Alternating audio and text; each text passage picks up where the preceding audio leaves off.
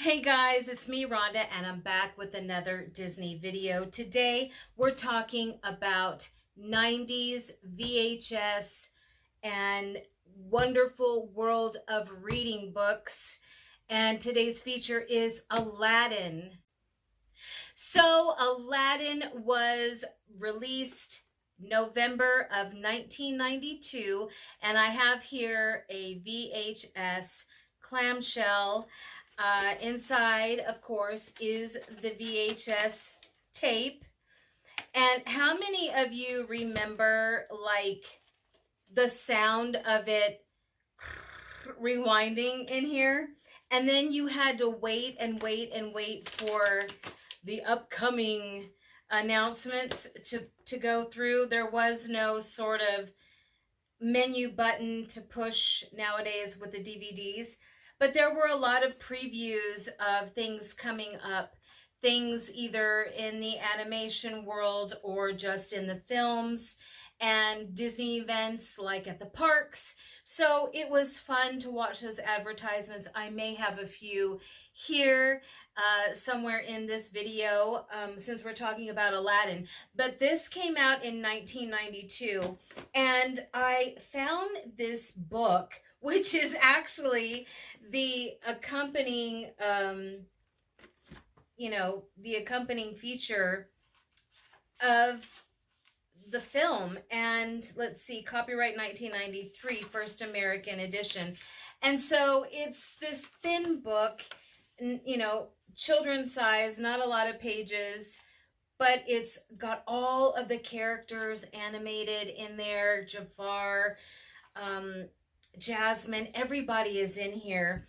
And then I have Aladdin and the King of Thieves. And so this wasn't the sequel. This was just a straight to video sort of extra. Return of Jafar was the second feature in this trilogy. But this is where Aladdin finally gets to meet his dad. And so this was an interesting film. I'm trying to see when it came out. I don't see it on here. I may have to include it. I don't see it. I'll include it somewhere here on the screen. But this was just an extra bonus.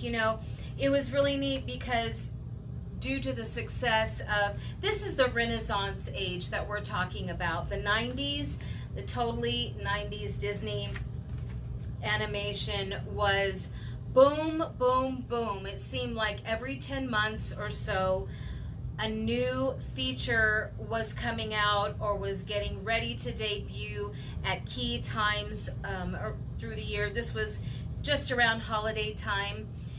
Or this one was just around holiday time. And, they were so successful, they typically had a second film. And then after that, there were offshoots. There were Disney Channel little shows that came on, and then extra videos, which were nice. And then, of course, there was the Aladdin show at Disneyland Anaheim in Adventureland there, and it was called Aladdin's Oasis. This is between the Tiki Room and Jungle Cruise. It's not the one that maybe some of you are more familiar with or were familiar with formerly at Disney California Adventure. But this was a little special theater where it was sort of a meet and greet afterwards, and my daughter got to meet Aladdin and Jasmine while we were passing through. So that was a fun spot to meet your favorite Disney princess, and of course Aladdin was there. Now, something that I kind of feel that Disneyland Anaheim kind of missed the boat on was creating an attraction with Aladdin theming. I thought it would have been really great, and I'm not sure that there's a lot of room there in Adventureland. When you're going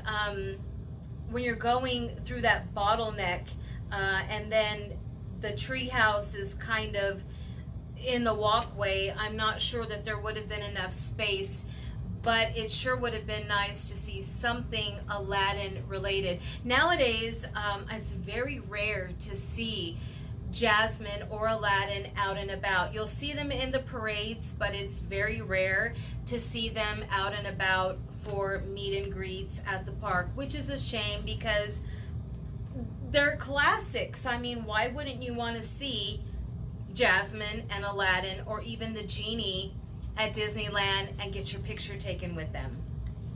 Another thing I want to mention is that Robin Williams, the beloved genie, he was in, of course, Aladdin, but he didn't make an appearance.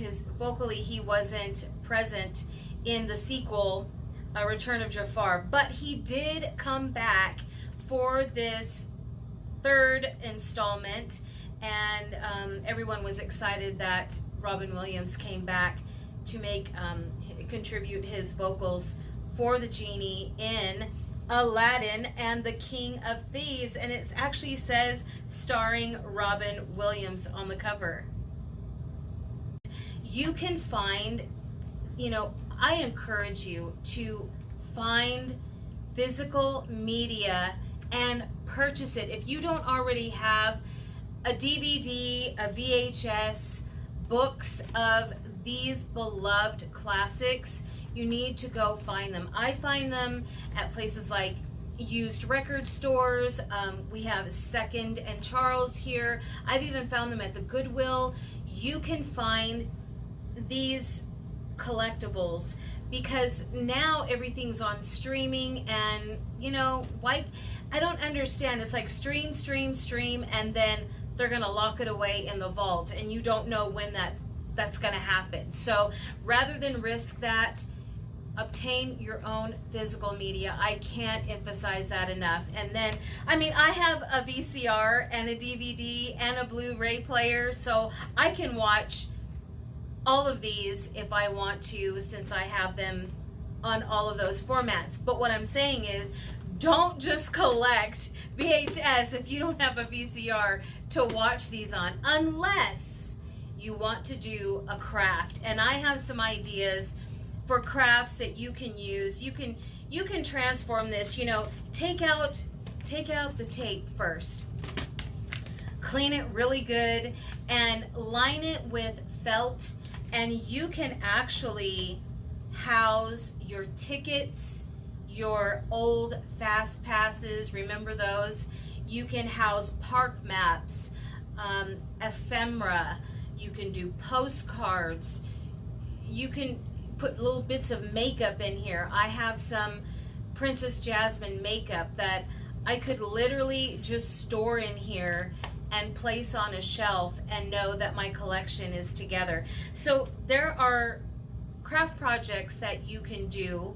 Another thing I've seen people do is make these into junk journal covers, scrapbook covers, and they use crossbody bags, and they use the entire clamshell for that. And so what they do is they get a sort of Velcro closure, and they'll close it up, and then they'll hook straps onto the side and wear it as a crossbody. Now, I gotta tell you, I wouldn't feel very comfortable doing that because this, I guess you could poke holes in here, but I would be afraid to lose this if I were to take it to the park and wear it. That would certainly be a cute photo detail, but I would be afraid that it would break off and then fly off the Matterhorn, and I would be like, oh my gosh, there went my Aladdin VHS clamshell bag. So I'm not really, I don't really feel like that's a safe craft to do, or to at least take with you to the parks. But you could also put E6000, you could put a sketchbook inside of here and take it as one of your autograph books, so that the characters at the parks can sign your autograph book. And so this is the original animated feature, but the live action, they have those, of course, on DVD and Blu-ray. But I had purchased a Naomi version of Jasmine in a pink outfit. I'm going to include some photos here. I didn't take any video, but I do have some photos of how different her costuming and her look was from the animated version of Jasmine. And so, yeah, I remember the Disney store. We went and they had this beautiful Aladdin display. Now, all of the locations are closed, unfortunately, but I went to the J.C. Penney's store where they had the Disney boutique inside, and they had this full display of everything Aladdin from both the live action and the animated feature. And then I had my dad out in Las Vegas take some photos from the Fashion Show Mall or the Meadows Mall Disney store, and then I had some other people take some from out in Los Angeles. So I remember it was a really fun event. It was over the top beautiful. The colors of the collection were great, and you know, they stopped doing that here at the J.C. Penney boutiques. I don't know why. I'd hope they would do that with the Snow White film, but they did not. And I'm fingers crossed they're going to do it for Toy Story 5 and Frozen. So we'll see. But I remember that. I'm going to include some of those pictures here. So yeah, let me know what your fun memories are of Aladdin. Do you collect anything? Do you have any VHS or old, you know, golden books? This one is a Disney's Wonderful World of Reading book. Do you have old books like this, coloring books? I don't know. Let me know what you have, what you picked up, and what you love best about Aladdin. And yeah, I have some pictures that I want to share with you. Okay, guys, that's it for this one. I'm going to be covering more Disney 90s nostalgia. My daughter was really little at that time, and I was a young mom. I call it my Disney mom era. And so I was like living a second childhood through her with all of the princesses and all of the, you know, the costuming and the frou-frou outfits and the videos and the books, and I just loved it. And it was a great time. And of course, Disney Movie Club, the book club, oh my gosh, getting those delivered to your house and setting aside time to actually watch the movie or to go through the book. It was so exciting. And then of course the Disney store, right? We always could go to the Disney store. Okay guys, I'll see you on the next one. Bye.